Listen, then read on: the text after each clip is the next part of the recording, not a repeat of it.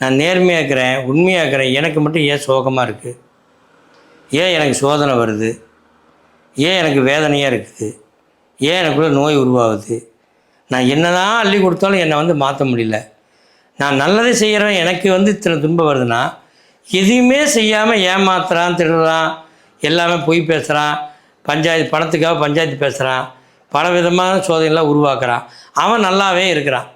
இது என்ன குறித்து வித்தியாசம்? அப்போ நான் நல்லா இருக்கணுமா இல்லை தப்பாக இருக்கணுமா அப்படின்னு ஒரு கேள்வி. உண்மையிலுமே சொல்கிறேன், நீங்கள் போன ஜென்மத்தில் செய்த பாவ பணிகளினுடைய பலனை இப்போது தீர்த்து கொண்டிருக்கின்றன என்று அர்த்தம். இதில் இந்த பாவத்தையெல்லாம் நீக்கிறலாம் கிரியா பண்ணும்போது தான் உங்களுடைய கர்ம வழியில் சேர்ந்து நீங்கி உங்கள் உடலை ஆரோக்கியப்படுத்தி மாற்றி கொண்டு வர முடியும். அதான் நல்லவர்களுக்கு கிடைக்கிற விஷயம். ஆனால் கெட்டவர்களுக்கு அப்படி கிடையாது. எந்த ஜென்மத்தில் என்ன நடந்துச்சுனே தெரியாமல் ஒரு போதையில் வந்த மாதிரி உள்ளே வந்துட்டாங்க. அவன் நல்லா இருக்கிறான்னு நீங்கள் நினைக்கலாம், நிச்சயமாக கிடையவே கிடையாது.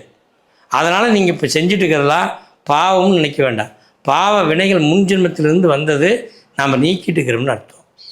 அதெல்லாம் மனம் தளர வேண்டாம், சந்தோஷமும் மகிழ்ச்சி இருக்கட்டும்.